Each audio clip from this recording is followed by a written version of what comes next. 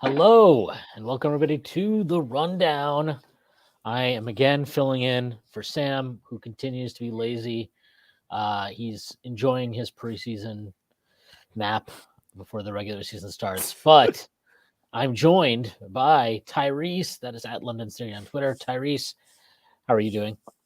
I'm sweating and nervous right now because the Liberty are hotly contested right now with the Aces, and we're hoping for a Game 5. Yeah, I mean, looking like an all-time potential choke job here by the Liberty, according to my All right, relax. sources. You be nice to Brianna all right. Randall. I've been seeing those tweets. I'm joined also by Zach, that is at _Zach Blatter on Twitter. Zach, how are you? Filling in for Jeff here today. How are you doing?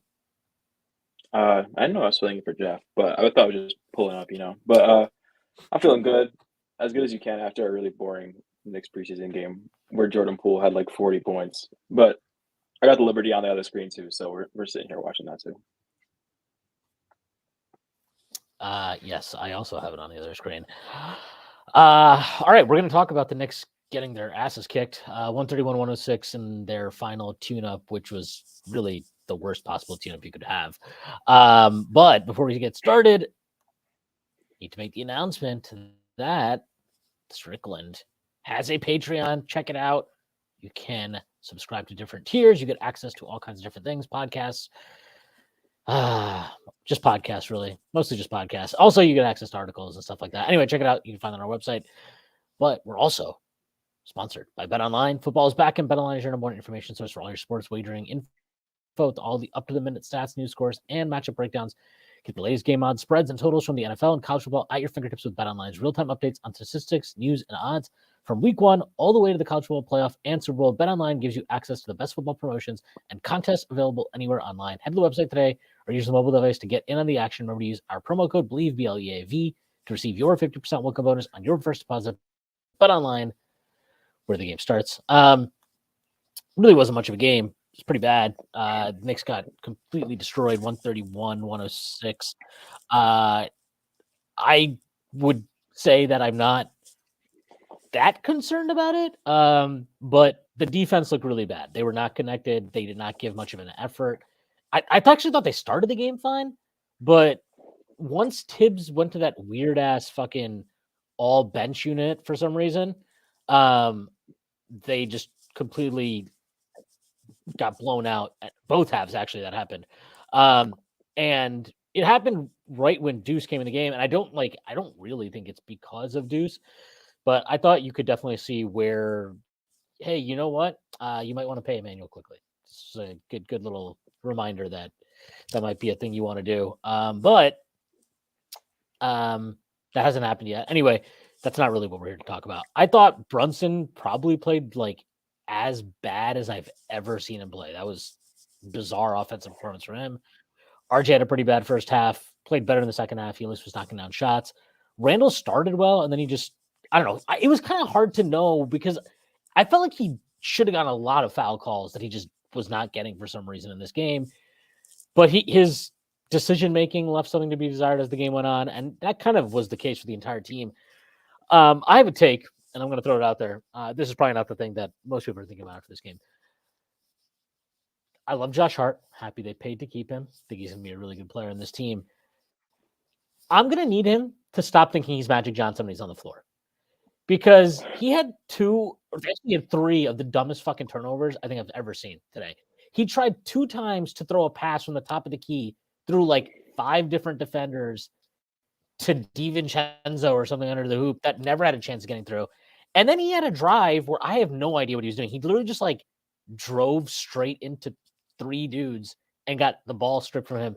But like, I think he's gotten a little bit out of control. I know that he's only played like 20 minutes or something in preseason. So it's a little bit much to put that on him. And to take too much from it. But I do think that's something to keep an eye on. I think that he is a little bit wild right now. He's a little bit out of control. And in general, the Knicks right now are doing a lot of like drive, and then maybe they'll kick it out. And then the guy kicks it out, has an open 3, but then he won't shoot it because he wants to drive and then maybe kick it out. And then that person will not maybe want to shoot the 3. and then somebody else would like. It's just this constant thing. There were so many stupid pump fakes, and then drive into the paint, and then try to throw some contested pass under the rim to a big or something. It was too much. These guys need to start pulling the trigger on threes, specifically DiVincenzo and I don't know Brunson again. Like he had like 2 step backs today that he did not need to take. He could have just taken catch and shoot threes, but then decided to like dribble into step back jumpers for some reason instead. It was a weird performance. I'm not too concerned about the offense, although again, like I think guys just need to shoot. The defense I am worried about, and I am worried a little bit about this. Like, I mean, it'll probably be better when Quickly's in, but when that bench unit is in, I don't want Josh Hart trying to like run point, and I don't really want DiVincenzo to have to kind of try to run point, which I don't think he needs to do when he plays with Quickly. When he plays with Deuce, obviously there's a little bit more of a ball handling threshold that needs to be met, so he kind of has to stretch his game a little bit. But really, like it was a bad performance. I'm not too worried about it. Yeah. People, I think when like DiVincenzo was acquired, people were like, "Oh, he's like, he could be a backup point guard in stretches," and it's like He's no. Quickly. He's basically Quickly. Oh yeah, he's like 90% of Quickly, and like people think that 10% is like the ability to run offense at a NBA level, and DiVincenzo is a good shooter and a good defender and a good event generation guy. He is not a backup point guard, and just because he can handle the ball occasionally does not mean that he's a backup point guard. And I need people to like get that through their heads. And if they're not able to, then I don't know what to think. Like this kind of shows you how important Quickly is to this team. Holy shit, that's a fucking go. That shows you how important Quickly is to this team. And that's why they're gonna extend him by Monday. But like, yeah, DiVincenzo is not a backup point guard. And I need people to really understand the value that Quickly has to this team, especially as a floor general, quote unquote. Yeah. I agree with everything y'all said, but Sabrina's cooking right now too. I know that's what you reacted to. But about the Knicks, I thought Randall looked good. I thought RJ looked fine, but these guys just like didn't want it. You could just tell from the jump. You were calling this like a dress rehearsal game, but these guys, like RJ especially, I didn't like any of their like body languages to start this game, and they were just chilling, just checking out what they had, and that was it. And they were just letting The only Poole thing they cook. were fired up That was about gross was to the watch. officiating. Oh my god! Every single time with Randall, it's so annoying. And that was really poor. I think they did. Like I know, I actually think it's fine. Like tonight, I don't know what Yeah, it was. I know. Like, I'm not it here doesn't like matter. to analyze bad takes here. Yeah, it's a preseason game, so whatever. But like that whistle was really fucking weird the entire game. But whatever. Like they got to play through it. They didn't tonight. Okay, it doesn't matter because it's preseason. But yeah, like I don't know. They definitely were not fired up at all, which again I kind of get. It also looked like, I mean, I think guys like Mitch and Grimes and Deuce, you could tell they played a bit last night. They actually played like an actual basketball game yesterday. I thought Mitch looked better than most of the guys too, considering he played on a back-to-back. Yeah, he did. Mitch did. I didn't think Hartenstein had a very good game. He just was kind of like he tried. Like he always tries. You never have to really worry about that with him, but he just didn't have a particularly good game. And then I thought, again, like Tyrese mentioned it, like you see the value Quickly has, and I can't say it enough. Like he has a shit ton of value to this team, and like I don't think he's the like with him. It's not like if they had him tonight, they were all of a sudden going to be running around like playing amazing basketball. But yeah, like I mean, as Nick's tape just put it up here, I for one am shocked that the defense looked disconnected defensively without Quick playing.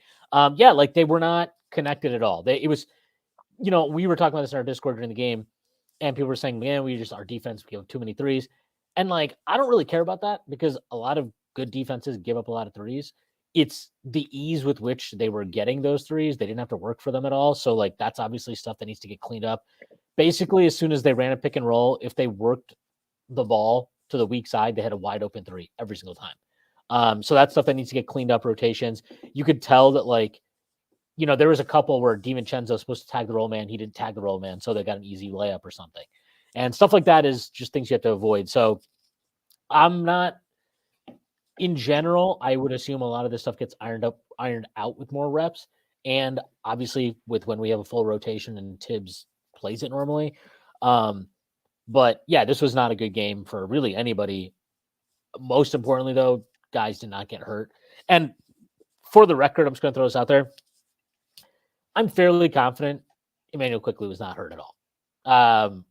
This felt like very much like he's nicked up because maybe we're close to signing an extension, or maybe he doesn't want to He's risk New it. York nicked. New York nicked up. I was about to say That's he's what he nicked was. up with a Come with a on. K. Yeah. That's why. Wow, that was a really amazing play to cover for the fact that pass should have never gotten through. I'm about to watch it.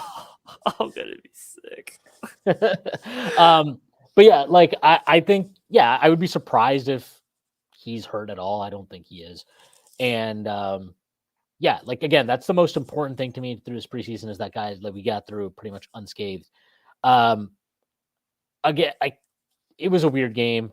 I really don't know what to take from it. It felt very disjointed. It also felt like every time the Knicks, especially like the starters, when they were in, like when they cared, it was pretty easy for them to like cut into the lead and get what they wanted. But yeah, like it was a strange game. It was nice to see Randall just absolutely tomahawk dunk on I think it was Muscala, right? Yes. Yeah, it was Muscala, and he took out Poole while doing it. Like he gave Poole an elbow, and it was like killed both of them on one play. It was pretty cool. It felt like reparations. I'm not gonna lie. just a little microdose. A little microdose. I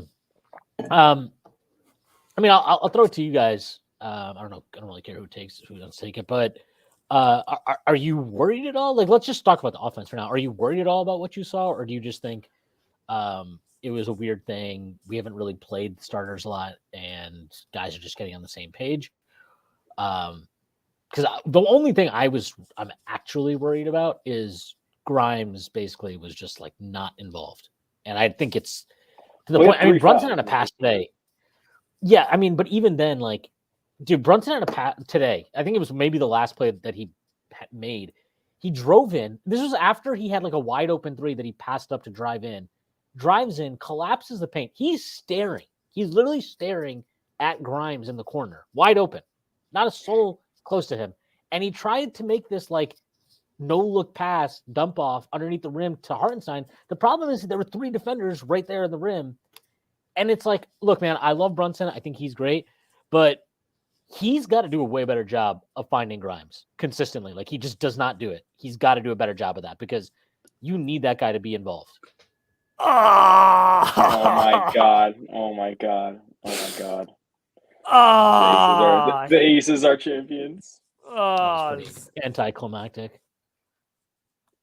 Airball 3. Nice. That's crazy. Real Julius. That's your Julius Randle moment. Brianna Randle. I don't care about the MVP. All right, this one is from Nick Tape. Did y'all find it weird that Tibbs didn't stagger any starters with the bench in the first half? Yeah, I found that extremely weird. And actually, I mean, again, I really don't want to make this about him, but like that was the moment in this game and just in general where like if you don't understand the value Quickly has, you should have figured it out right then, because they did nothing offensively for like the next however many minutes. They blew like a 5-point lead. They were down 6 within no time. I mean, it was just a bad stretch offensively. But yeah, like look, I have sympathy for those guys. You have put out a lineup of Deuce, Evan Fournier, Josh Hart, Deontay DiVincenzo, and Hartenstein. Like, what is the usage of that group in an ideal circumstance? Like, if you add it up, maybe like what, 70? Like, you needed a real shot creator in that group, and to not have Randall or RJ or Brunson with them is very weird. Yeah, and that goes back to what you were asking earlier. You were like, are you worried about this? And I thought like those weird lineups where it was like all bench players or all starters and no Quickly in all of them. It's hard to like take value out of this and be like, oh wow, I'm worried but going into this. So no, I'm not worried at all. And this was just kind of a weird game. Tyrese, you probably did the same. Sorry, I'm in mourning. Be a professional. No one cares about your fucking feelings. All right, dude. that came out of nowhere. Shit. Yeah, that lineup is weird. Fuck you, Schwinn. That lineup was weird without a shot creator in it. It just kind of feels like you're overextending everybody in that lineup and trying to get like a sense of combining usage by like having a bunch of guys do a bunch of connected stuff, but like nobody in that lineup I trust to like do anything with the ball in their hands. So I don't know why that was a lineup. Well, Dante tried to split a double team at one Yeah, point. Dante Really funny. DiVincenzo needs to shut up and not dribble and stand in the corner. Now that RJ has built up his credit score, maybe he can put himself in. That was such a weird interview. I don't know. That was what the he was trying to say. weirdest thing. Yeah. Yo, he was Like, like, I get- I couldn't get a car. Yeah, phone. I couldn't get a phone. Well, he was trying to explain, right, that like it was really hard just being in New York when he was 19, which like that's fine, Yeah. like very normal thing to say. But he picked the dumbest way to explain it. He's like, Yeah. I couldn't even get a cell phone because I didn't have credit. I'm like, okay, first of all, your dad that happens is in like, all the states. Yeah. yeah, and also like Like, I don't think you like. I'm pretty sure you could just get a like starter credit card, dude, if you really needed it that badly. I have a hard time believing money was a huge issue for you. When like once you get drafted, you get like a signing bonus, right? Like you sign your contract, you get money. You don't even need a credit card. Just fucking use your debit card or something. Use cash. I feel like we're also forgetting the fact that like, his dad runs Canada basketball. Right. I'm pretty sure he was not struggling for money at any point in his life. That was such a bizarre. Steve Nash is his godfather. I'm pretty sure he's been like rich for a bit. He was like 15 years old hanging out with Drake. I'm like, why are you acting like you're in the trenches, bro? That was just such a bizarre interview. But yeah, like I think the bench thing was just, I don't know what the hell that was. I hope that never happens again. And like I will say, like I'm in general, I'm trying not to be too nervous about anything I've seen, but this preseason just felt like, at least in terms of the games, just didn't feel like it felt very disjointed. It never felt like we had everybody when we never had everybody. And then like, the first game, we didn't get to see any RJ at the 4. Even today, we saw only RJ at the 4 at the end of the game, like in the fourth quarter, to start the fourth quarter. But then that was also in a group without Quickly. So it's like, this is the other thing, right? Where it's like, I actually, whatever you want to say about RJ in that lineup, like if it's just him, it's hard. Like it's hard for him to actually succeed in that group. So I have some sympathy for him there. And like, I think Evan Fournier played way too many minutes. Just shouldn't have played. I don't care what the fuck. Like he is upset if he like fuck him. Okay, that guy is apparently dying to play minutes, but he'll do anything other than fight over a screen or get a fucking rebound. Fuck him and his fucking French bullshit. Whoa! But like, Yep. But I'm just over him. Like the guy comes in the game. He won't take a catch and shoot 3, okay? He won't take a contested 3 off the catch, but then he'll dribble into some bullshit step back. He'll take these ridiculous floating one-handers. Like, it's just enough with this guy. I'm sick of him. Get him out of here. If he's going to cry and make a fucking scene or something in the locker room, then just tell him to stay home. Why? I don't see what the issue is. Like, this guy's a loser. Just get him out, man. I'm so done with him. We're going to Andre Iguodala him? I don't care what you do with him. You could joke him, Noah him, like we did, right? Joke him, go home. We're gonna Kemba Walker him. That's what really happened. Yeah, Kemba-ing him. Is that Kemba-ing? Yeah, Kemba-ing him would be great. He's just awful. But like, yeah, I mean, again, the game and the preseason in general just has not felt put together. I don't know. It doesn't. I think that we're gonna get off to a slow start this season. That's really what I'm saying. Like, I think. Probably after 6-7 games, you'll feel better about the team, but I could imagine the start of the season being a little bit ugly for us. We have some rough matchups too, and I think there's a couple back-to-backs that they were talking about on the broadcast today. And while he was trying to like gas it up, he was like, "Oh, the Bucks went 0-5, and then they had the most wins in the league." He was like, he like brought up some random stat saying that if you lose all your games in preseason, it doesn't matter. So I'm not here to like be worried about that. But yeah, there are some rough matchups early in the season. I can see it being a slow start. I want to talk about this for a second. Koulibaly over Wemby. I was like looking forward to seeing Koulibaly in this game, and it wasn't the Koulibaly show. But he's an intriguing player, and he looks so young. He looks like Zach. I'm not even gonna lie to you. You look at Zach in the face, you look at Koulibaly in the face. They're like low key kind of related. Yeah, this is also so stupid. The preseason back-to-back concept. What's Yeah, the I don't purpose of understand this? that. Yeah, this is so It's ridiculous. How is the league allowing this? Like, what is? also didn't preseason used to be like 6 games, 5-6 games? They Now we decreased have it because it was like, oh, too much travel. They were like, oh, we don't want to have any of this. Like, there's too much stress on the players. right. And now we have preseason back-to-backs instead. So I don't know where that logic is These with the fucking scheduling. And snowflakes. multiple teams had it. It wasn't just us. So really weird. Yeah, Boston had it. We had it. Like, it's just, I don't know. I really think the entire preseason thing just looks bad, and we definitely didn't benefit from it. I'll tell you that. So, look, we have what? We have a week before. When's our first game? Is it next Wednesday? Yeah. Wednesday, yeah. Yeah. So we have a week. Like, these guys will hopefully get on the same page and have some really good practices that Tibbs talks about, and really has happy times. But like, yeah, I mean, at this point, I think the biggest thing is just getting quickly extended before the season starts. Because he is really important to this team. I think that was very obvious in this game. And, I mean, not that you needed a preseason game to confirm that. If you didn't think he was important, I don't know, you're definitely somebody that I know that hates me. But but yeah, like it's fine. I do want to talk a little bit about RJ. I did not think RJ had a good game today. Nobody did, so it's not like singling him out. But the second half was a lot better. Like, he hit some threes. Thought he made a couple of really nice passes out of drives. But I think did he get to the line even once tonight? I don't think he did. No. Right? Yeah, which again, weird officiating. That's crazy. But yeah, weird officiating. But like, this was something we talked about, or I might have talked about this on the pod. But like, he was 18 and 21, I think, through the first 2 games of preseason from the free throw line, which is awesome. Obviously, you want to see him shooting well at the free throw line. But I'm always a little bit hesitant to like, did he get to the line so frequently because now he's doing something in terms of getting to the line that we hadn't seen before? Or was it a case of he was getting to the line because they're like, preseason officiating is weird? And more importantly, how does he look when he's not getting to the line? I'm not saying you need to like all of a sudden, short RJ Barrett stock, but like, it's still up in the air, I think, as far as like how much is he going to get to the line?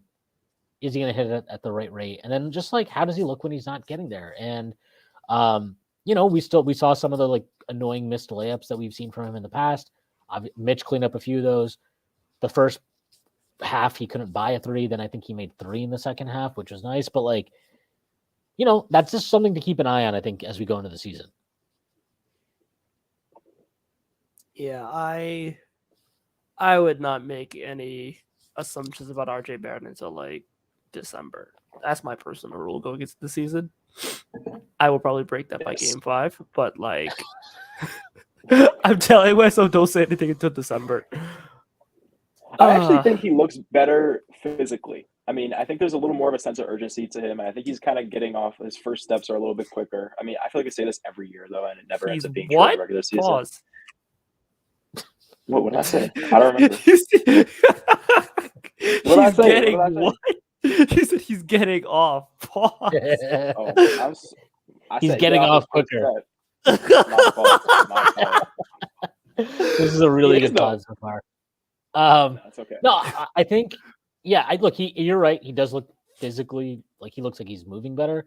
And again, like, I really don't want to make too much of this because it's a last preseason game and nobody was locked in. But I did see some of like the annoying off-ball defensive tendencies he has, where he's like late coming around the screen. He's not following his man. He got away with it in the second half, where like him and DiVincenzo switched, and then for some reason he like left his man to go back to who he was guarding, and he had to get covered for it. And luckily the guy, I don't remember who it was, the guy missed it, but like, it was just one of those plays where I'm like, what would make you think to just like leave the man with the ball that you were defending? Like, why would you do that? I thought that was a little bit weird, but again, it was not just him, it was everybody in that, especially like, I mean, even Deuce today got burned by like Ryan Rollins a couple times. Josh Hart was not particularly good on defense. DiVincenzo got burned a few times. Like, everybody was getting burned. Even Grimes to start the game, like, yeah, I think maybe one of those fouls was a little soft, but he just was not locked in on Jordan Poole at all. Poole was getting open pretty easily off the ball. So that's just, they got to be more locked in. Maybe they all hit, maybe they hit the club last night. Certainly looked like it. But yeah, I mean, look, they're going to be playing Boston opening game. You are not locked in. They are going to put up 150 points on you. So let's avoid that. That would be good. If you want a really small silver lining, we didn't get to see any Jericho at the 4 today, thank God. But it's still like a concern for me, and like I don't want to bring this same talking point again. But if Randall or Hart gets injured, he's probably going to go to that first rather than RJ at the 4. He talked about RJ at the 4 earlier today, and it wasn't like a real look, and we've been like dying for a real sample size of that, and can't get that out of preseason, which makes me feel even more useless. But I don't know. You want to talk on that a little bit? I don't see it. I don't see him actually like resorting to Jericho at the 4. I don't think it's real, dude. I think it's preseason. If he was going to do it, wouldn't he have done it today? No, about today. That's what I'm saying. Today felt like a good thing because today was like his dress rehearsal game, and he was like playing the starters more than he did the other 3 games. So, and he didn't do it. So that was good. I mean, like, he did it last year, but like when Obi got hurt. But I just cannot see a world where he's legitimately getting backup 4 minutes. Yeah, I don't buy it. I don't think it's actually going to be a thing. I would assume that maybe they sub in somebody like Deuce and they have like DiVincenzo playing. I think DiVincenzo, like DiVincenzo is probably going to play like more of the 3 than Jericho is playing the 4 if anybody gets hurt from starting. If Randall gets hurt, so yeah, I'm fine with that too. Yeah, I don't think that the Sims thing is real. I do think it's something that he would like go to if I'll throw this to you guys. It feels like he views Hart as the 4, not RJ. And so I wonder if Hart missed time, if he would actually use Sims at the 4. I feel like he would. I don't know. I think he would. Yeah, I don't think he would if RJ got hurt. I think he would just play like Deuce or play quickly way more. Like, which is, that was his go-to adjustment last year whenever somebody missed time. Oh, quickly, you're playing 58 minutes tonight, by the way. I think quickly's like, praise God. I love this opportunity. But yeah, like I think that's what he would do. I don't know. What do you guys think about that? No, I think that's what he would do, and that's kind of what I was worried about. But yeah, Tyrese, go ahead. My bad. I think it's a weird thing where like RJ's the 4 on offense and Josh Hart's the 4 on defense. I feel like that's kind of like the way I would classify it because I think on offense you see RJ doing stuff more as a screener. Josh Hart does more stuff with the short roll. It's a weird dynamic, but I think they're kind of just like interchangeable. It's probably Josh Hart's Magic Johnson now, actually, off the bench, so you don't need to worry about it. I mean, he was a Laker, so that makes sense. He took that pull up he took. I was like, "Who are you? What are you doing?" Josh Hart is legitimately chilling. Like I think Josh Hart more than anybody on the team realized it was preseason and was just like, you know what? Like, I'm having fun. Like I feel like he would have started eating on the bench if he could. Shout out to LeBron, but yeah, I think it's weird, but I think RJ is probably more of the offensive 4 than Josh Hart's more of the defensive 4, and I think that's kind of how they're like managing it, at least to start the season. But yeah, I think Nathan Knight has a better chance of playing the Jericho Sims or some shit like that. I don't buy Jericho Sims playing. I'm actually genuinely a little bit surprised we didn't get more Nathan Knight. I think he's like an actual NBA player. I'm not saying he's an amazing NBA player. He's a guy that actually played in the league last year, right? Like he played actual minutes. He's played at the 4. He's played at the 5. Surprised we didn't see a little bit more of him. But by the way, once a Nick, always a Nick. Shout out to both Isaiah Roby and Jalen Martin, who are no longer Knicks. That confused the hell out of me. Can we talk about that real quick? Like, yeah. Are you like a big Isaiah Roby guy? Yeah, I talked about it yesterday, dude. I'm an Isaiah Roby fan. But also, wasn't his contract like more than the average guy who gets cut at this time of year? Yeah. He was not guaranteed, right? He was not guaranteed. I think it was $2 million. Yeah. It was $2 million. Yeah, but it was not guaranteed. Yeah, but and Daquan was $2 million. it wasn't guaranteed. Well. Yeah. Yeah, I'm not that surprised by that. I mean, I guess I shouldn't say I'm not that surprised, but I just don't really give a shit. Like, I don't think Isaiah Roby is doing it. Like, I'd rather have Nathan Knight than Isaiah Roby. So I don't really care. Like, to me, that doesn't Isn't matter. Nathan not in the 2A though? Yeah. Is he? Okay. That's Yeah, Yeah, okay. he is. So like that's I don't know. Like, I don't know what It's they're gonna do with different. the roster spot. Well, but I mean, you tweeted this out. Jeremiah Robinson Earl, he's still on the Rockets, though, right? They didn't waive him or anything. No, they didn't waive him, but I think they probably will. Really? Yeah. Why? Didn't they Like- clear roster spots with that trade? No, OKC did. Oh, okay. Yeah, I mean, Who's the I other wouldn't. player that went out with him? Oladipo. I think the Oladipo. They might. Oh, I guess they'll keep him. He's a little bit of a bigger contract. They're not waiving Oladipo. It's too much money. Yeah. Honestly, I would take Jeremiah. I would Robinson too. Earl. Yeah, like I he would too. fits.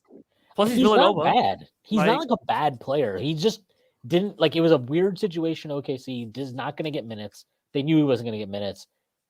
He went to Villanova, so we should do it so that like a certain segment of the fan base can lose their minds about how we only sign Villanova guys because Brunson is the devil or whatever the hell it is.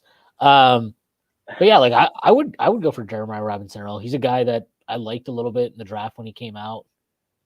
He's, he plays the 4, so cool. Like he's at least some type of development prospect that has played serious minutes in the NBA. Like I don't know, that feels like something I would definitely do that. Yeah. I still think Tibbs will play Sims over him at the 4 and at the 5, but he would still exist on the roster, I guess. So he's fun. If you're talking about that other roster spot, though, I think they'll give it to Jacob Toppin. Like there's a 2-way spot open now, and I just have a feeling it'll be him. Yeah, they They need seem to have to, like- one top. They just have to. It's like Leon Rose, CAA Mafia. We have to have a top on the roster too. They have to have a top in for Tibbs to take all of his anger out on. I could have Yeah. swore Toppin was I think- on. Is it even on 2A? Who are Yeah, on he's 2 ways not, right he's now? not Exhibit 10. It was Jalen Martin, Windler? Nathan Knight. Windler, Jalen Martin got cut, and Nathan Knight. Nathan yeah. Knight, and Martin were on the 2-ways. Okay, so then I don't know. I cannot see him actually making the roster. Why wouldn't you just put him on a 2A? Maybe they will though, Maybe. because you have it now with Nathan Knight gone. Maybe they will put him on a 2-way. Also, like, I don't know. The end of the roster stuff, people get really like bent out of shape about it, and I'm just always like, What do you Yeah, mean, right? it's Archie Diacono is stealing Yeah. money from G League players. yeah, like, dude, I don't know. Like, it's probably like I actually just take that at face value when Tim's like, no, we love him. He's a great practice guy. Like, whatever. Like, I'm like, yeah, that probably is exactly why they. Or like Jalen Brunson walks in the office like, get my boy.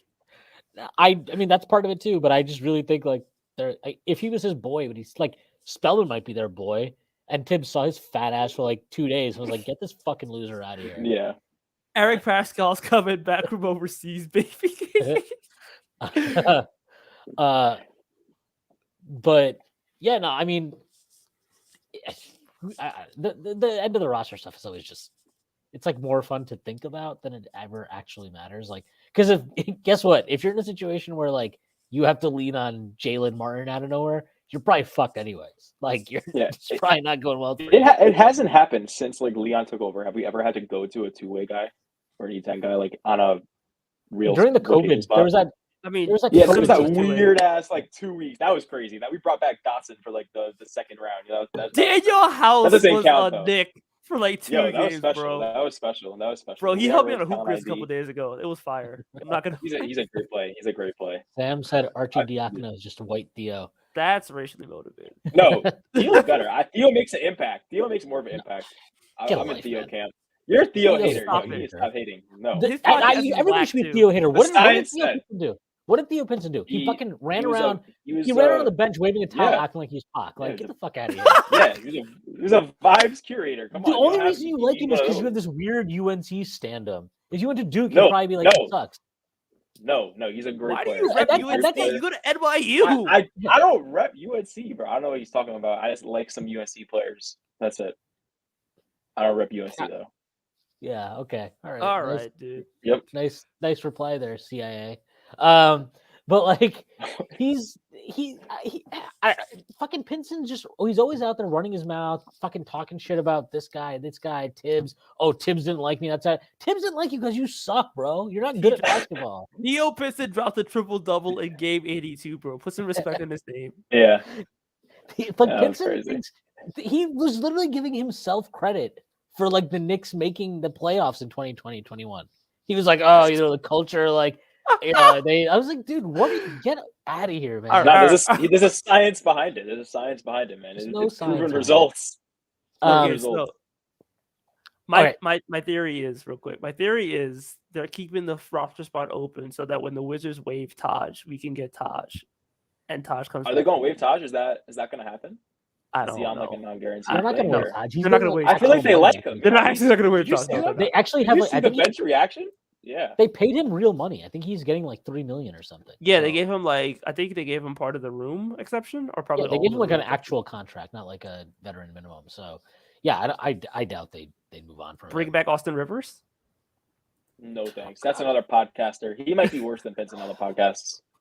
Jeff that one? T. No, JRE is definitely the one that is actually interesting, though. I Yeah. mean, we'll see how that goes, but What about Norvell Pell and Jared Harper? Jared Harper's a great hoop grades play. If you ever Jared get to mix in. Harper was a cool YouTube highlight one time. Do you? I mean, all right, we barely have talked about this game. I don't really think this game is that much worth diving into, Yeah. but like, what did you guys think of Brunson? Because I thought he played really bad, but he looked fine. Like he looked like he was Yeah. moving fine, getting to spots, whatever. But I don't know. What did you guys take from it?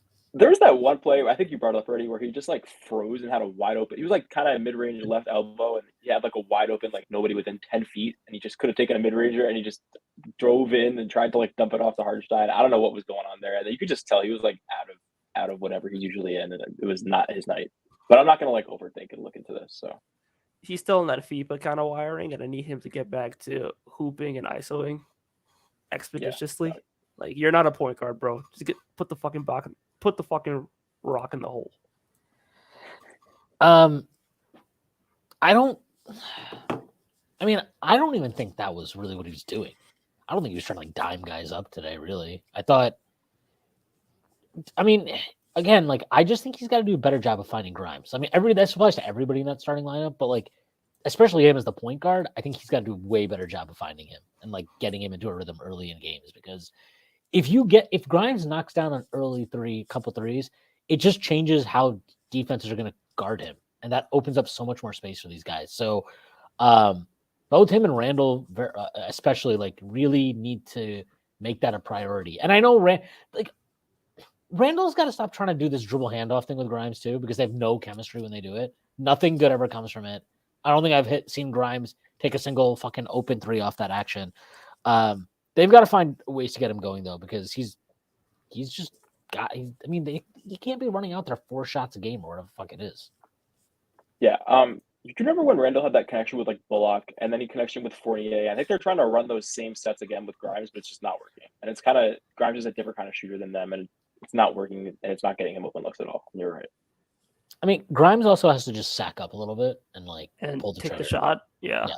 I think it's more on like Grimes than Randall. I think with Bullock and Fournier, I think after Bullock got yelled at least, like they're willing to pull more, but like Grimes is willing to like do more stuff as like a dribbler, and he's not really pulling as much as he should. I think once Grimes is just like letting it fly the way I think all of us believe he should be able to let it fly, and he's trusted to let it fly, I think it'll be better. But if he's just gonna freeze up and be tentative, then the action doesn't work as bad, or work as much. And then Randall's like, just fucking let me drive off of it. It's a weird connection. Yeah, he's got to actually do it himself. Like he's got to. He's like that. It doesn't matter if he's not comfortable. Like, he's got to have the confidence that even if he's on the floor with Julius or RJ and Brunson, that like it's okay to take a shot, dude. Like it's why you're on the floor to shoot. That's half of why you're on the floor. So maybe do that. Like hilariously, I think it works better with guys like Quickly. Like Quickly is willing to like fire it. I wouldn't be surprised if it worked with DiVincenzo more than it works with Grimes right now. Yeah. Yeah, Grimes his shooting is always weird. Like I can always tell when a shot's going to be short. Like, Yep. you can always tell. And I don't know. He also isn't comfortable. Like, as much as I despise Fournier, he's actually comfortable coming off that look and like at least threatening to drive into the paint off of it. Bullock wasn't really, but Bullock was more willing to just pull the trigger on the three, like you mentioned. But guys like Quickly and DiVincenzo can come off that curl and especially Quickly, like be a threat to get into the paint. And Grimes doesn't have that now. There was actually a play today, I think even in transition, where Grimes, like, he had the lane, but he was trying to draw the help in to kick out to Julius, which was a fine decision. But he like picked up the dribble too early. So when he kicked it out, they were able to close out to Julius too fast or like right like in time. And so that to me is like it was an example kind of like you've got to be a little bit more confident in yourself and in your abilities. Because like if he takes one more dribble there and makes the same pass, Randall gets a wide open three versus one where if he had put it up, it would have been contested. So that's just, he's got to get over that. And he's just got to like let it rip. And I don't mean just like shooting. It's also just like putting the ball on the floor, trying to make plays. Like he needs to be more able to do more than like attack closeouts, like, or he at least should try to do more than attack closeouts. What do you think about this? Who will have the better ugly floater this season, RJ or Julius? Julius has been trying these like running floaters. The thing is, his floaters are like statistically good. Yeah, and he also has like talked about in interviews how he like wants to incorporate them. Like I think it was 2 summers ago, and every year it gets more and more. So I definitely think I definitely think Julius will have way more ugly floaters this year. Yeah, like Julius from 3 to 10 is like insane elite. It makes no sense. But this the ugliest 3 to 10. He got fouled on too. Yeah. It's the ugliest 3 to 10 game I've ever seen. It's just like a bowling ball, and he's just like stumbling backwards and somehow goes in the ball. It somehow goes in the hoop, dude. It's nuts. If RJ Barrett can hit 25 floaters this season, I will legitimately throw a parade. Like it's not a good shot for him. You want him taking many floaters enough to make 25? He's taking floaters all game. I'm good on seeing a lot of RJ floaters this year. I'd rather see them from Julius. I need RJ Barrett on the Moriball diet. Specifically, he did a whole segment about the diet. He did a whole thing in that interview. He was like, "Oh, he got this chef now, and he said his body is a temple." According to that was the same segment where he was talking about. The same segment was talking about getting his. No, I couldn't get a cell phone because bro, I didn't have a credit card. Monica interview with Randall, like they've aired this Monica interview with Randall. It's like 20 minutes long, and they've aired it across both games. Oh my god, both of those segments, fucking nuts. I thought the Randall interview was good. I thought the Randall interview was good. I didn't. Did you get anything out of it? I thought it was just like what are you gonna get out? You're not gonna get. What are you like? It's like I'm sorry. I can't take that right now. Like an insight into like something new. Like I don't know. Like we get something. We go. Like, I wear Skechers now. Oh no! Zach, are you trying to say that you need Leon Rose to answer questions? Yeah, I want him to talk about the quickly extension. Actually, that's what he needs to be accountable. Leon Rose needs to be held accountable. Yeah. I love how I don't know if you listen to like these presser videos, but Tibbs just keeps saying like every day they ask him like, "Yo, questions about the extension." He's like, "That's a Leon question. That's a Leon question." That's just his go-to response, and he knows damn well like Leon's never going to answer those fucking questions. So he just goes and he's also like hysterically laughing when he says that. Yeah, it's so funny. It's so funny. I don't know why his laugh is actually insane. Yeah, his laugh laughs is so like crazy. He laughs like the Riddler. It's just. He's unserious, bro. He's so pleased with himself when he makes a joke. It's actually really funny. He slaps his knees when he laughs. I guarantee it. Look how funny I am, dude. Come on. Yeah, like anytime he used to make fun of Berman, he'd be so happy about it. He's like, he just like look around at everybody like, yeah, you guys got it? Yeah, you get it? Yeah, no, I thought the segments were whatever, but I thought like the RJ one, I still can't get over the credit card thing. That was just crazy. Is there anything that you've seen in preseason that you're actually worried about? And I'm not talking about like, Brunson needs to knock the rust out or something. Like actual something long term that you're like, this could be a problem for this team the entire season. I think this team's defense is going to be ass this season. I think we're going to be horrible. I think we're like My goal for this season was like be like 12th, and I think we'll be okay. I don't think we'll. I think this team might be like bottom third defensively, but I think they're going to be a really good offense. But I think they were 19th last season. It wouldn't surprise me if they're like 21st. I mean, I think if they'll they're be right 21st around 19. Yeah. If they're 21st on defense, that's a pretty big problem to me. But I because- think their playoff defense is going to be elite. well, it's this is been the like thing. that. If you're the 21st defense in the in the regular season, even if you have let's say they're the 5th best offense this year, you're putting yourself in a position where you're not necessarily a lock for the playoffs. Then, like, you're not a lock. Like, your odds are still good, but you're not a lock. And quite frankly, like, I'm just gonna I don't think this team is in a position where they can just kind of like coast defensively through a season. Like, absolutely not. No, they need to be better. I will say, I actually think Randall's defense has been pretty noticeably better. It's got to so be far the in shoes. preseason. Maybe, but he's made even to start this game, we should he was making good rotations. I agree with this. This from next day. We should never touch the bottom third of the league with the number of good defenders we have. Yeah, I agree with that. Mitchell Robinson's a really good defender. Isaiah Hartenstein's a really good defender. Those are your 2 defensive anchors. Mayo Quickly, really good defender. Josh Hart, really good defender. Quentin Grimes, really good defender.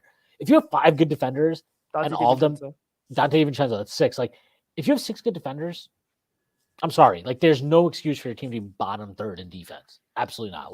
If they're worse defensively this year, that's a huge red flag to me. And we can talk about this because the new question apparently is not Quickly's extension, but does Tom Thibodeau need an extension? That is not even But forgetting 2 parts, I guess. One, do you think he needs an extension right now? Would you be interested in giving him an extension right now?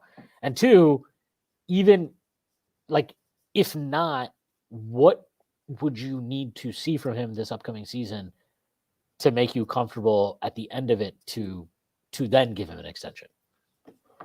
That's I would need to see I would need to see improvement from last year, a significant improvement in result from last year, and winning a second round series. That's probably where the bar starts. If they win a second, and is that the time frame has to be an extension after the season? I don't know. I don't think the timeline makes sense age wise, and we've always talked about Johnny Bryant's the successor. I can't see them giving him an extension. I think he gets it next offseason.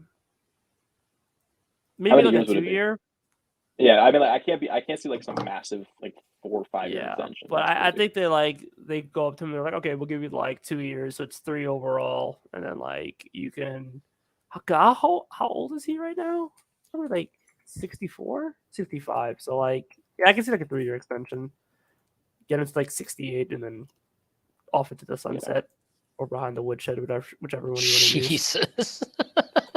What the fuck? Yeah, So I don't know why. You asked Yeah, things we were worried about, and Tyrese went, but there's one thing I am worried about this team, and it's a good problem to have, I guess. But I think there's just gonna be nights, and it happened last year, but it's harder to do this year where guys get hurt, and Quickly's gonna have his feelings hurt one night where he plays 18 minutes. Grimes is gonna have nights where he plays 13 minutes or 14 minutes because somebody else played well, or even Dante. It's gonna happen on one of those. So I don't know. If you did it to Grimes last year, it's kind of okay. He was on his rookie contract early in his year, but if you do it to him this year, it's not as easy. I mean, I don't know who they can't all get minutes on the same night. So, I mean, I'm not that worried about that, to be honest.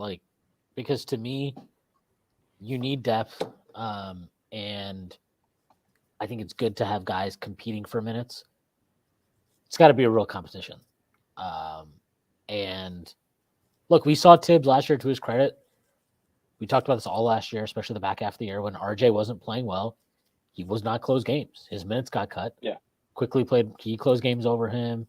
Grimes closed games over him. Hart closed games over him. All of them closed games over him at a certain point in time. So, I don't think it's a bad thing, but I mean, I do think it's a concern if you don't extend Quickly. I will say that. Then it's a concern because if you don't extend him, and his minutes get weird, like that's a guy. I mean, he's wired in such a way where you wouldn't expect it, but like he could check out. He could check out. I could see it. Yeah.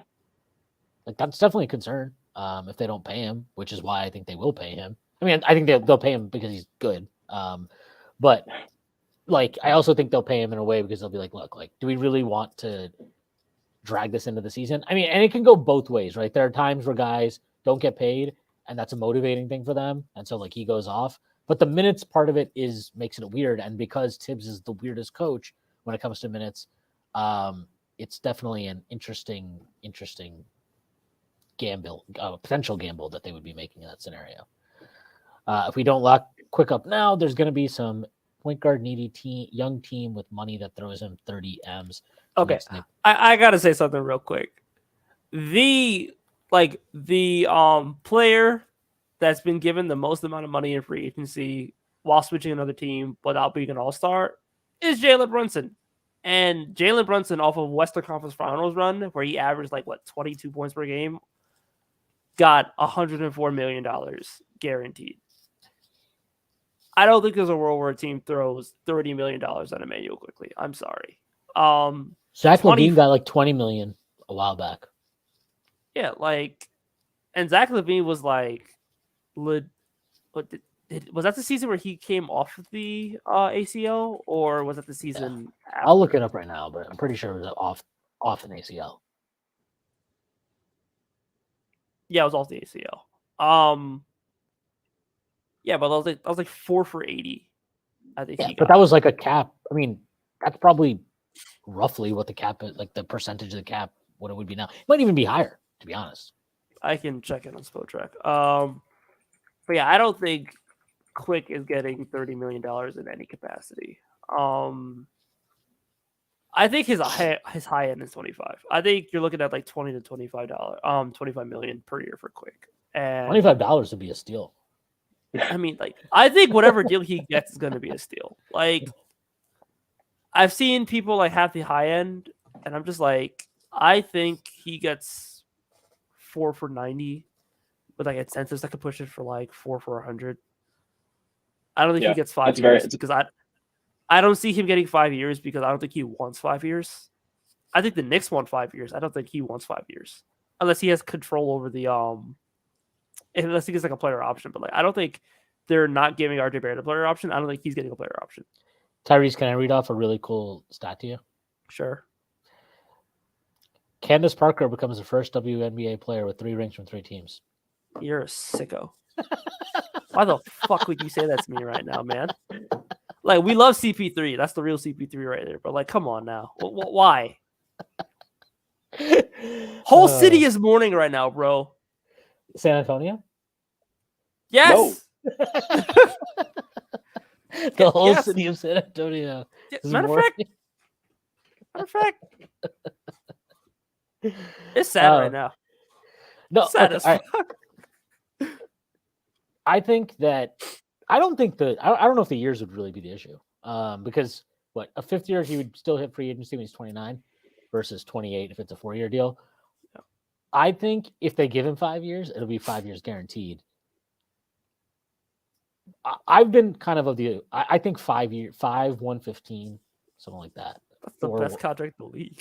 490, 492, whatever you want to take that down to 4 years. But that's where I think it would be. And I think that's where they'll roughly settle around. Because it will still pay him. Obviously, that's generational wealth. So he's set up for the rest of his life. And it's obviously a very nice contract. He'd be getting paid as, pretty much level with, I think, the premium reserve players in the NBA. Now, I know that, he gave an interview a while back last year, right, where he talked about he wants to be a starter or whatever. That's fine. I'm sure he does. I don't think he's lying when he says that at all.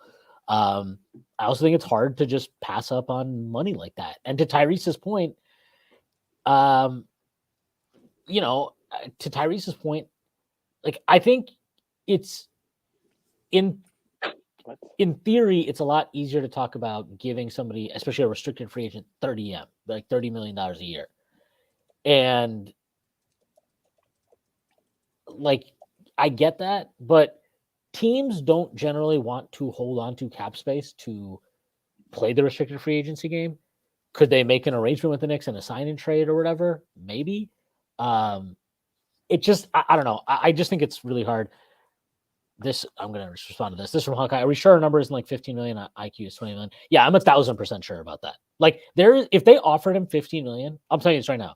If the Knicks were seriously negotiating quickly and they were like, hey, we want to give you 4 years, 60 million, he would have requested a trade out of here by now. Because I'd be a fucking slap in his face to be like, hey, you're really good. You were really awesome for us last year. You're super valuable. By the way, we want to give you less money than Josh Hart. Like, I would, if I were him, I'd be like, I'd fucking slap Wes in the face and tell him to fucking trade me.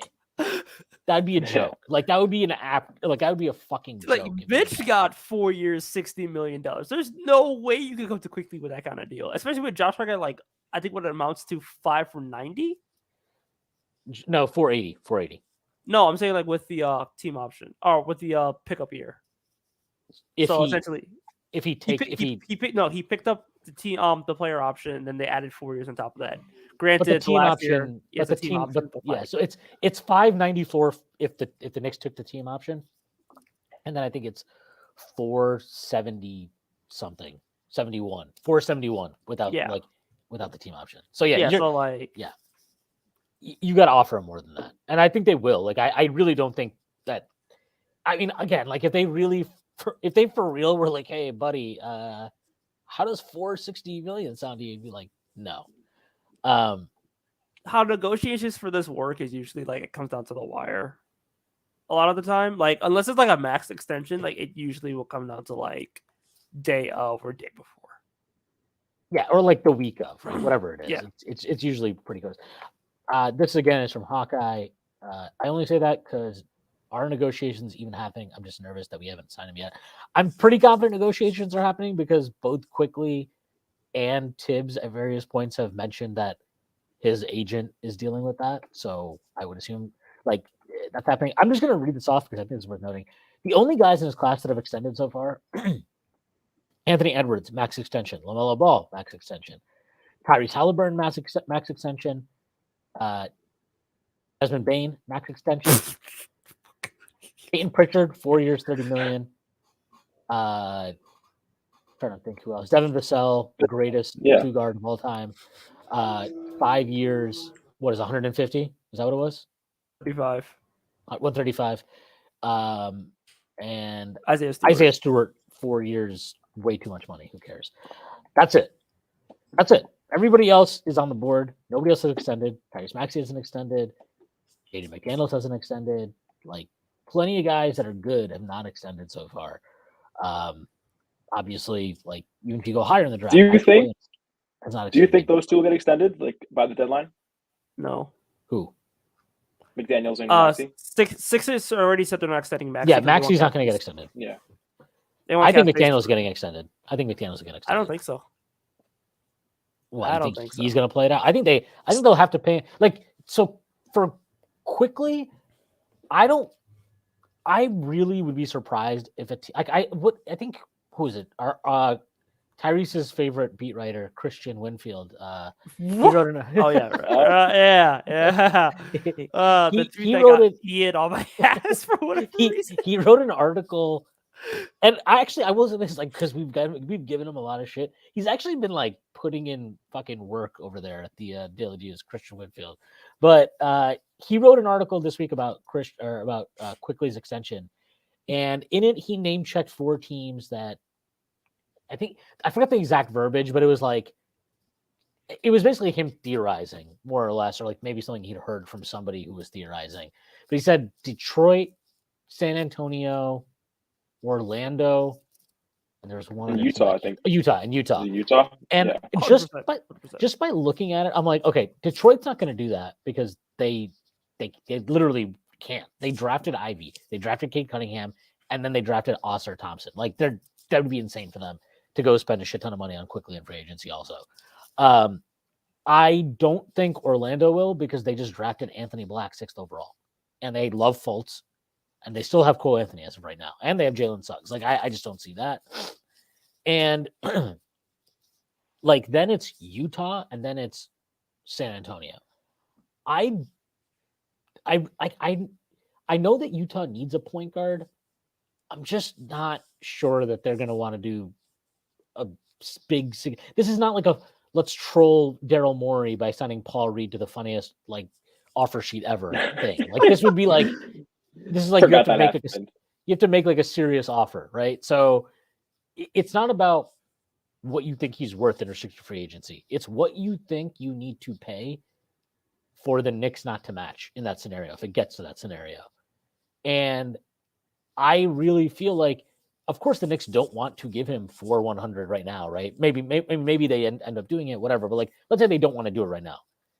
That might not be because they don't think he's worth it. That might just be because like, hey, let's try and like see if we can steal a couple million here for ourselves on the cap. Well, like, but if they have to make that decision where it's like either match this offer sheet or he walks, I don't think 25 million a year is going to stop them. Like they'll be like, okay, fine, we'll match it. So you're probably going to have to talk about like 30, right? 30 million a year, something like that. And I'm not sure Utah is going to do that. And I'm not sure San Antonio is going to do that. Like, do they need to? I mean, they have all their picks. They have the Atlanta picks that they got. They have that Raptors pick. Like they have a lot of draft capital coming up. Obviously, they have a lot of cap space. I don't know. I would be really surprised if like there's always a team that might be interested, but to actually make the offer, to table an offer that has a chance of getting done, I don't know. I think they would. As somebody who intimately knows San Antonio, I think they probably would. Intimately, you know. He intimately knows the organization. Yeah, what are you like? I don't know. Like fucked up the lights. Fucked up the lights. Never mind. Like a Spurs insider now. I mean, might as well be. AT&T Center's right there. But yeah, I think they probably would because like Wemby is generational, so I wouldn't be surprised if they're kind of like we need good players around Wemby immediately, and we have the cap space for it. Let's do it because like all they like Trey Jones being your point guard is not good. So. Right. So, but here's the thing. Spurs were they playing Sohan at point guard today? Is that a thing that happened? I thought I saw a tweet about that. No, he's playing the 3. Zach Collins is playing the 5, and Wemby's playing the 4. So here's the thing though. Keldon Johnson next year, 19 million. Victor Wembanyama next year, 12.8 million. Devin Vassell next year, 29.3 million. Like, are you really going to throw 30 million quickly per season to lock in? Like, I mean, look, we think the world of quickly, but like, he's not an all-star. He has not been an all-star yet. Do I think he could be an all-star? Sure. I think he could be, but he's not. And Devin Vassell hasn't been. So, like, you're going to tie up 60 million in a backcourt where neither guy, and like, let's be real, quickly has not been a starter for a full season. So that's a big risk too. Like, it's a little bit different with Brunson because Brunson was a starter that entire last season in Dallas. And he was obviously awesome in that entire playoff run.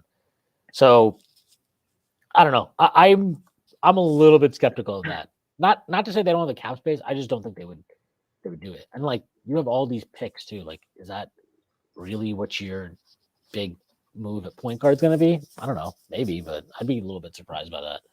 Utah is the one team I think that actually has the need and the cap space, and they don't really have much going on there unless you think Keontae George can play point, but I haven't watched him very much. And from what I understand, he's more of like a gunner, right? Yeah, he's a 2. Just to the deadline is the 23rd. It's Monday, next Monday, at 5 p.m. for not just Quickly's extension, but that entire class. What about Toronto? Toronto does not have money. They have no money. What's that meme? I don't think you have the facilities for that, big man. That's Toronto. I don't think you have a facility for that. Yeah. But to bring it back to McDaniels, like, the difference to me between Quickly and McDaniels is quite literally like, one's a gigantic wing. Wings get paid. Like, you want to see evidence of wings getting paid? Check out Devin Vassell's contract.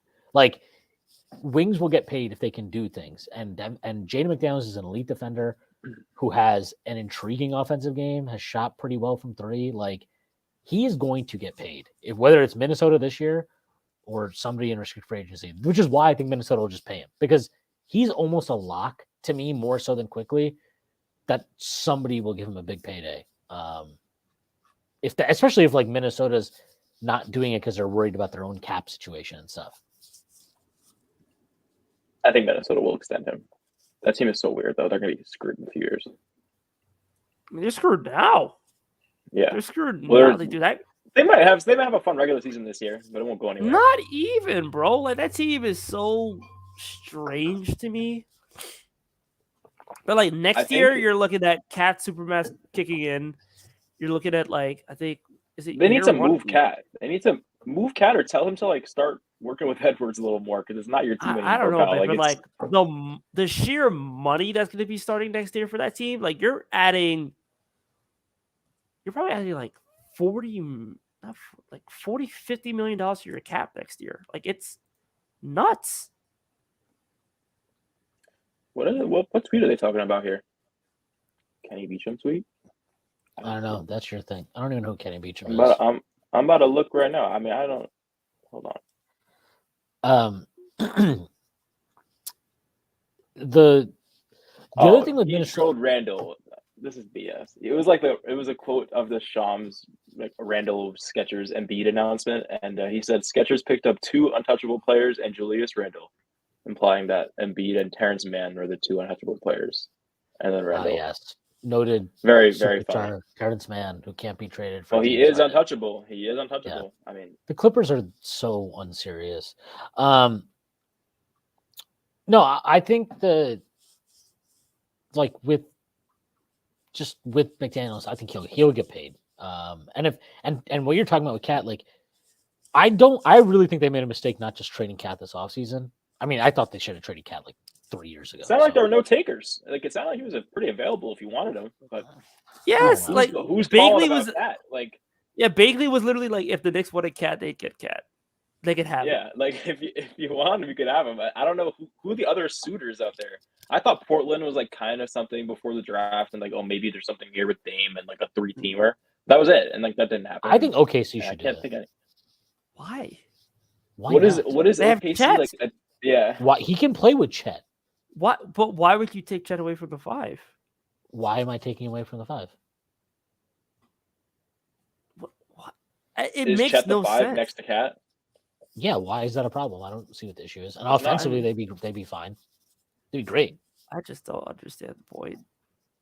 Like you're OKC, you have 7 billion picks. You just got 2 more seconds for trading for a fucking sexual abuser.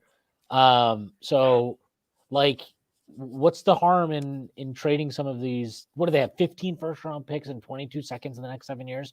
Yes, you could trade like 7 of them for Cat, and you'd still be sitting fucking pretty. In terms of making another star trade. Like, I think that'd be fine. That'd be fine. They're sitting there doing jack shit with their cap space right now.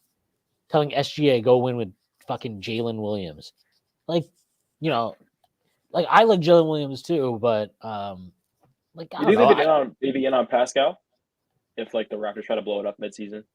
If he finally like pulls the plug on this. I mean that makes sense. Yeah, they need a 4. I think he makes a little more sense than Cat. Yeah, but like that's the problem with Cat. It's like there's probably gonna be a dude available that OKC can get. So like, what's the point of trading for Cat? And why are they picking Cat over those other guys? Well, Siakam also needs a new contract, right? Isn't that his whole thing? I mean, so he basically wants the Cat contract. I mean, look at Cat. It's gonna be less than Cat. It's gonna be if he gets traded, it's gonna be less than Cat. Oh, because he won't get the Supermax, right? Yeah. I mean, that's fine if they do that. I'm just saying they should do something. Cat could be one, but like. I have a very hard time believing nobody would have taken Cat this offseason. The market might not have been great. I believe that. The Bulls might have. Somebody would have, man. Somebody will always talk themselves into a big that scores the way he does. There's the greatest big man shooter ever. I mean, he is like hilarious for saying that. But he is like truly an incredible shooter for his size. Like it is crazy. The shit he can do. Dirk, who cares? I mean, okay. Like that's okay. He's not Dirk. Like is that okay? Insult? Cool. So Dirk is the standard. Yes. So if you're not as good as Dirk as a shooter, you're just like, fuck you. He's You're not the done. greatest. You can't be the greatest if Dirk exists. Yeah, bro. I mean it's fine to clown for that. I'm saying he's still a fucking great shooter. The problem with OKC is I they love- will have to pay their guys. So if they trade for an expensive player, they'll be a second apron team pretty quickly. I like the autocorrect that you have. Yeah, I love this. yeah, same thing happens to me too. all the time. I do that all the time. Yeah, but like trade Giddey then. Who cares about Giddey? Like I don't care about Giddey. The fuck's he gonna do on a good team? Take There's usage a away from guys because he can't large shoot. collective of people. There's a collective of people who are like, yeah, this guy's a star. This guy's like Yeah, 6'8". this They're is all this is why Australian. this is why you Yeah. trade him before anybody before the league the secret's finds out. out. Yeah, we're like, oh, he can't shoot. Like, oh, that's actually a Oh, problem. wait.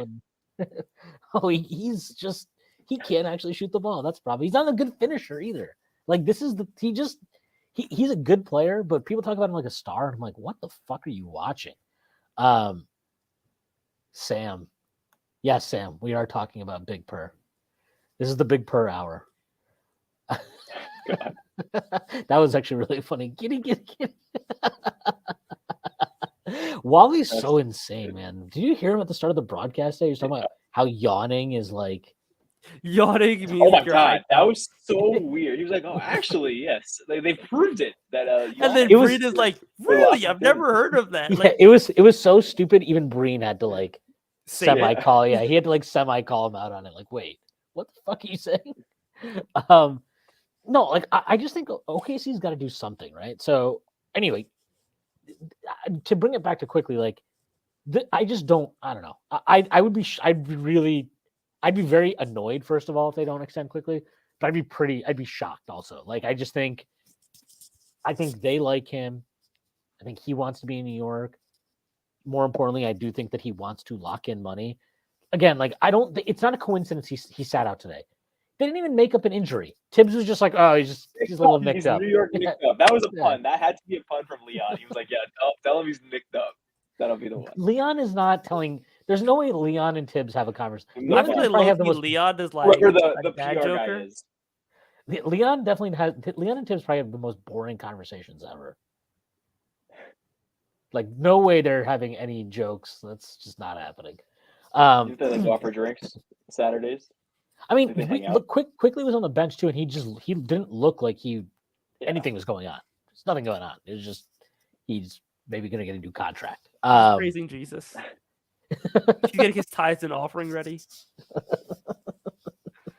Also, like, you know how bad Wally has to be at his job for them to be like, Mark Jackson is better than you?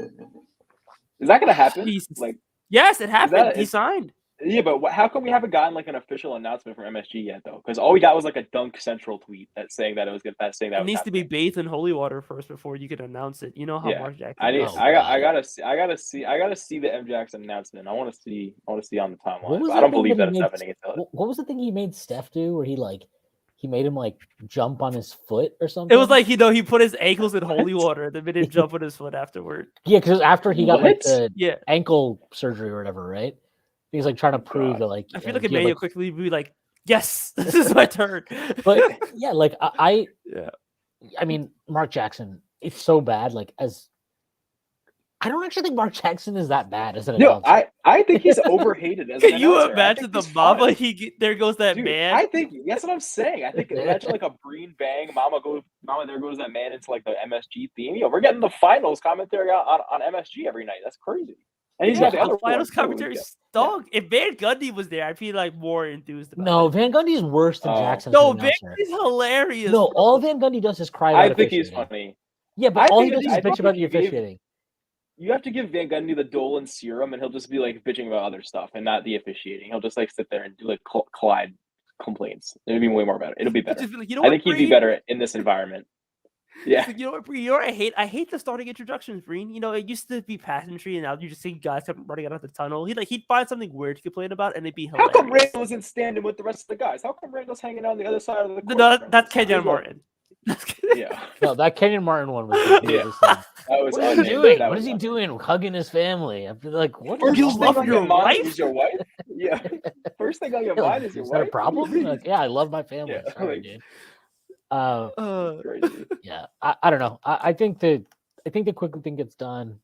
I would be I don't know. I can't imagine they want that hanging over like him No, or their they season. yeah. It introduces a very weird dynamic if they don't extend him. That's what I'll say. Like if they don't extend him, every time his minutes get cut, or anytime he has a bad game, or anytime he has a good game, like it's just going to be a talking point. And I don't know. It just seems weird. They've been pretty good about taking care of their guys. I know they let Mitch play out his contract. I think that was a totally different scenario, right? Like he broke his foot, and They also wanted cap space. yeah, they wanted cap space. He broke his foot. Like I do think that was a big part of it, where it's like, hey, like let's see what this guy does. But then they did extend him, right? They kept him, and they extended RJ Barrett. Obviously, they extended Julius Randle as soon as they could. Like this has been pretty consistent with them. So I would be surprised. I don't know. Do you guys have anything else you want to talk about before we get out of here? Oh yeah, let's talk about this. We'll close out with this one. Oh, yeah, they are. I think this was like such a swing and a miss. Like there's so much you can do with like a retrofitted version of the 90 jerseys, because you can't just go get the 90 jerseys exactly. Like you had to expect them to change it up a little bit. But if you go this far with like this drop shadow on the text, and I don't think I have to like look at the old pictures for reference, but I don't think they got the stripes right. It's like the concept was there, the idea was good, but the execution was just a total mess, unfortunately. Okay, for y'all wanted these damn black panels. I don't want to hear anybody complaining about the fucking black panels. The black panels stink. They stink. Tyrese has the worst opinion on this. Yeah, no. Like I'm Also, I'm the sorry, pinstripes? they're not good.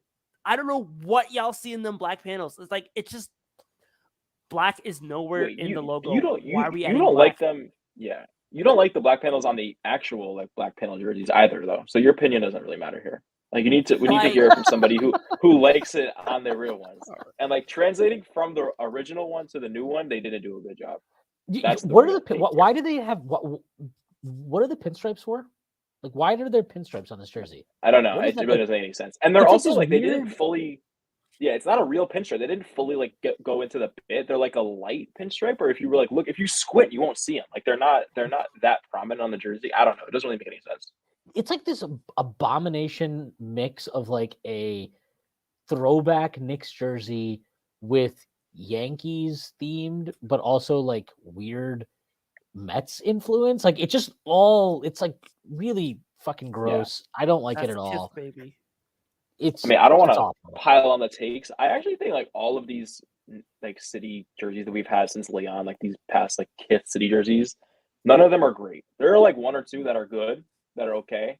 But there's so much you could do with these. I'm not reading this comment. The Kemba year city jerseys. Those were good. Those were good. They weren't 10 out of 10 though. We haven't produced a 10 out of 10 yet. They haven't produced a Nike 10 out of 10. Was the city jersey the one that they wore the opening night against the Celtics? Oh no, it was the all black. Those are the classic. Yeah. The classic ones are classics fire. Those are they were really good, but then those are the best ones. I actually think those are the best. But Dolan didn't like them, right? So they pulled them from the store. So ridiculous. And that was like a Bondi. It was a Bondi exclusive. It was like, oh yeah, Dolan nicks these. So it was like a Tuesday 9 a.m. He's like, you know what, guys? Secret out. Dolan hates these classic jerseys.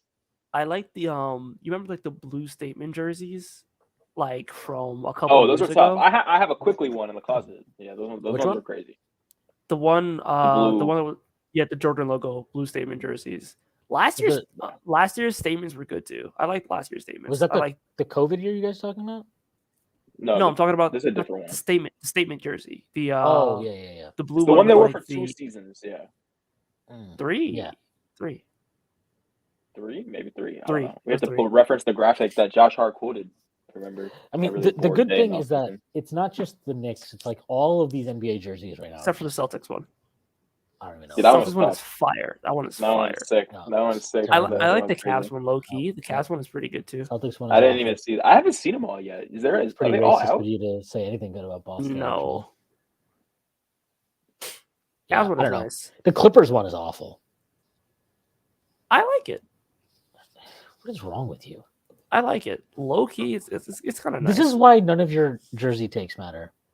Okay. So far I think we have the Kings one is nice. Did the Kings one drop? Okay, well, the Yeah, Magic one is this nice was for the finishing game. funniest thing. You ever The do, like, Magic Josh one is first like the take? old one, right? It's like their old jersey. That basically. one's Yes. great. That one's great. But that's actually like their classic jersey. I don't want to like get into the minutia of these jersey names, but that's not like that's like their 75th anniversary jersey or whatever anniversary they're having. Yeah, I don't know, man. I just think it's not that hard to like. If you Do it, wanted to right? do, a '90s throwback jersey, then just do it. Like, I don't know what all this other shit that you're adding to it is, but like as soon as I saw it, I was like, that's not what it's supposed to be. That's just ugly. What do you think about? Did you see Kuzma had a tweet the other day, and he was like, Nike's ruining the brand identity of teams by doing new jerseys every year. And I it got, agree like, with a ton that. of- I agree with it too. I fully agree. And I I don't think they're you need just new trying jerseys every year. Just fucking. You like, don't. You don't. you're gonna sell jerseys Especially when, like, every year anyway. well, that's what they do. They think they can just get more money in their pockets by refreshing them every year, and I'm sure they can. I'm sure there's like data that backs that up. But it is Well, I think you really just brand what you identity. should do is just come up with like a new alternate every year, like a third jersey. That's it. That's all you got to do. Yeah. You don't have. That's what like soccer teams do basically. I mean, that soccer Yeah. kits are different where they actually change every year, but the idea is like you have three. You have a home, an away, and an alternate. And like NBA teams have like I can't keep up with half the shit. It's like, oh no, this isn't the statement jersey. It's the classic jersey. Oh, he This just isn't that. He just tagged us on the City Edition reveal. Knicks tape just tagged us on it. Let me look at these. Let me get my live reaction to this. This is such a dramatic reveal, by the way. What the hell? Look at this video. It's like an America's Got Talent stage. This is the Cavs one, right? Yeah. Yeah, What this the was hell so is this? bad. Like, They were they're getting booed. spinning? Dude, they were getting booed? Yeah, the reaction was pretty bad. All right, Zach, give us a reaction, and then we're gonna get the fuck out of here. It sucks. Yeah, it's terrible. It's terrible. I'm looking at it right now on the mannequins, dude. This is so dramatic for not a big deal at all. Ridiculous. Tyrese probably likes it, which is how you know it sucks. All right, enough nonsense. Tyrese, let people know where they can find you. Plug anything you'd like to plug. You can find me at FBL_Sam. I totally showed up for tonight's pod. Me hosting the Strickland pod, the Run.down every day. Yeah, you've got to teach tomorrow. I do actually. Oh no, you can find me at London's Theory. I'm mourning the Liberty loss, so I'm not going to be tweeting my usual shit.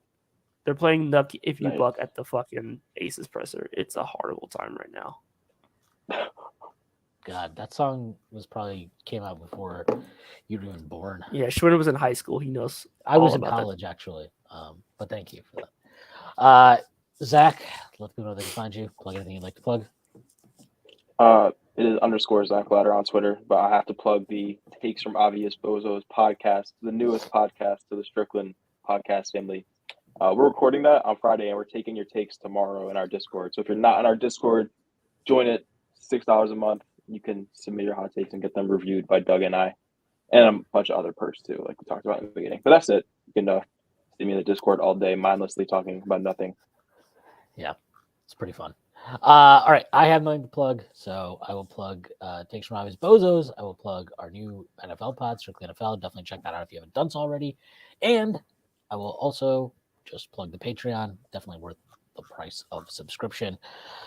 You can find me on Twitter at the Irishman. He. No, it's not. That's not me. Great follow. It is a great follow. He is a great follow. Yeah. So definitely recommend for everyone. All right. No, you can find me at Twitter. All right. That is our pod for today. And that is the post game, the last post game before the regular season kicks off. Hopefully by then, Emmanuel quickly will have an extension and we can move forward. Okay. Everybody that was in the comments, thanks for rocking with us. And we will see you next week.